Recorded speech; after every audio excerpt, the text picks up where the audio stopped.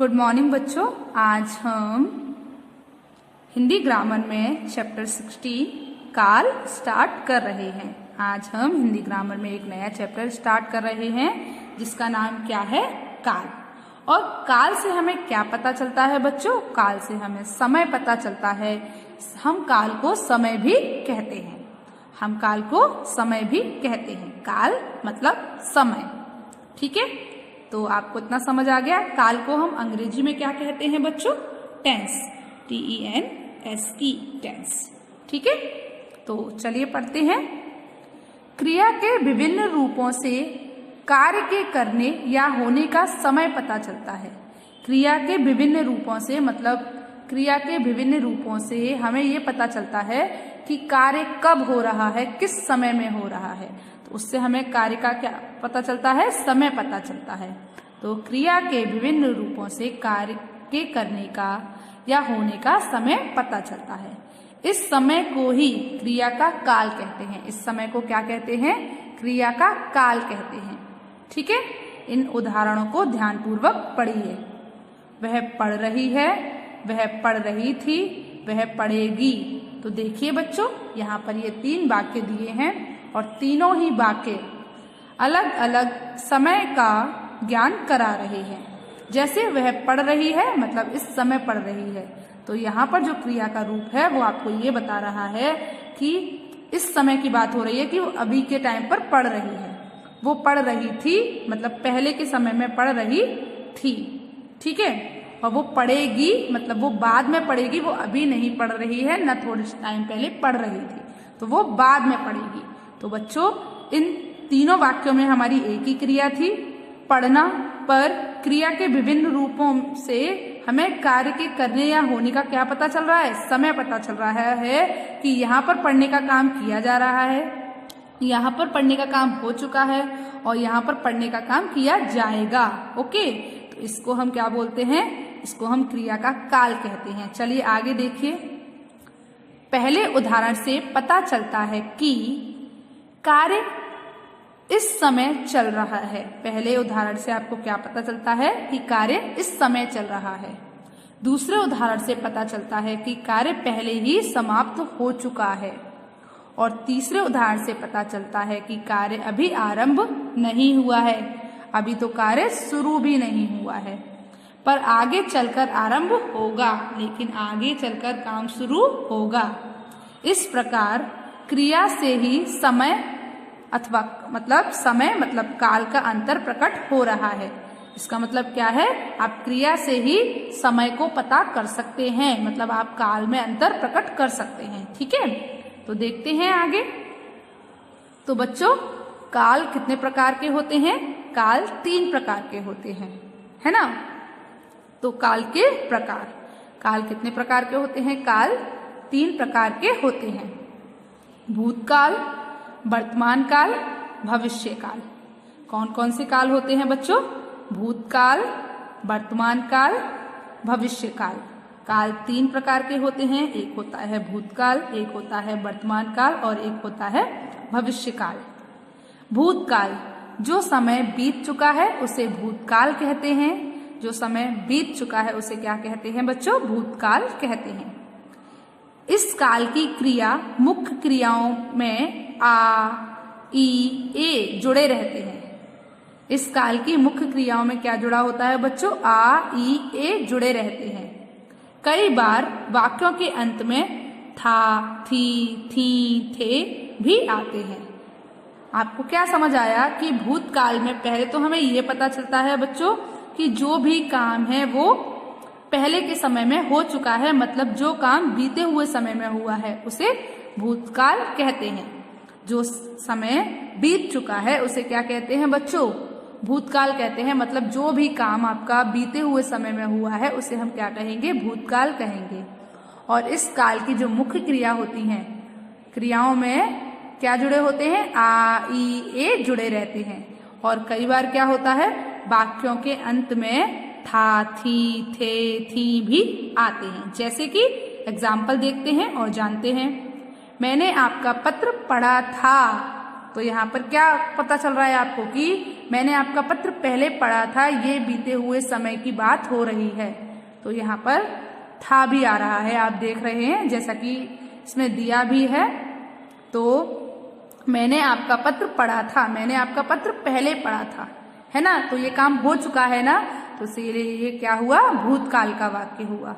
अगला देखिए, मैं कल घर नहीं आया, मैं कल घर नहीं आया, ठीक है। तो ये भी काम क्या हो चुका है, ये काम बीते हुए समय में ही हो चुका है, इसीलिए यहाँ पर भी जो वाक्य है वो कैसा हुआ, भूतकाल का हुआ, ठीक है। अगला है, मोहन और सोहन के साथ राधा नहीं गई। मोहन और सोहन गए लेकिन राधा नहीं गई। तो यहाँ पर भी जो वाक्य है उसमें देखिए आप, ई आ रही है लास्ट में, यहाँ पर आ रहा है, ये जो बताना चाह रहे हैं। और फोर्थ, कल हमने 4 बंदर देखे थे। तो यहाँ पर क्या आ रहा है बच्चों, थे आ रहा है, ठीक है।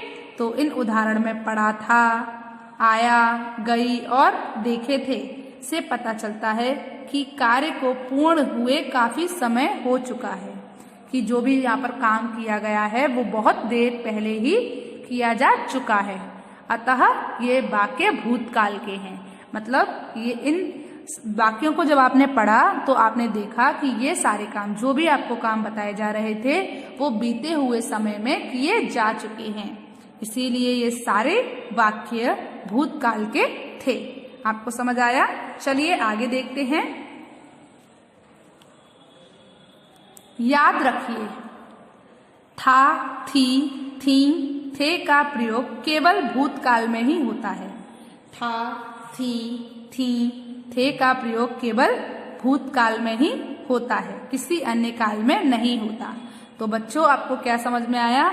था, थी, थे, इनका प्रयोग केवल भूतकाल में ही किया जाता है, बाकी अन्य किसी काल में नहीं किया जाता।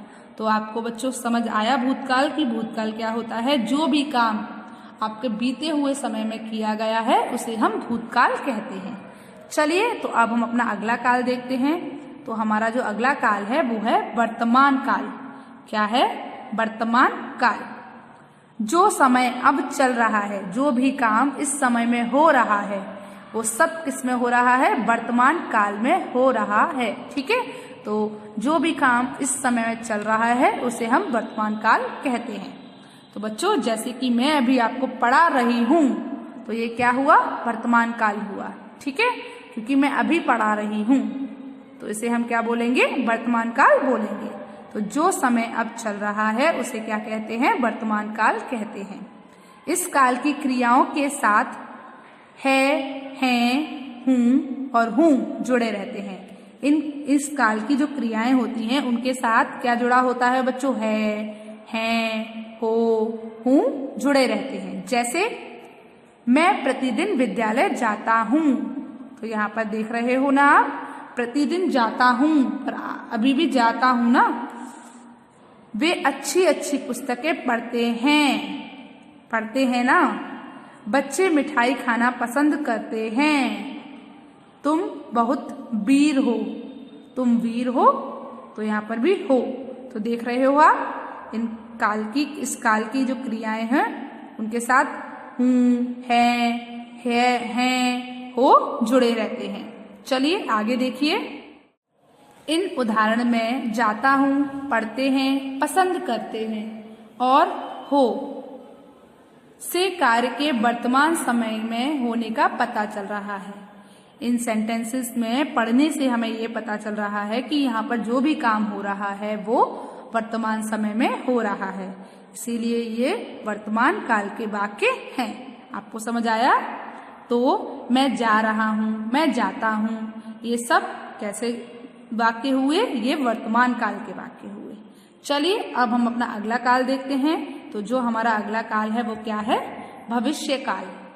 तो जो समय आगे आने वाला है, जो समय आगे आने वाला है उसे भविष्य काल कहते हैं। मतलब जो समय अब आएगा उसे हम क्या कहते हैं? भविष्य काल कहते हैं, ठीक है।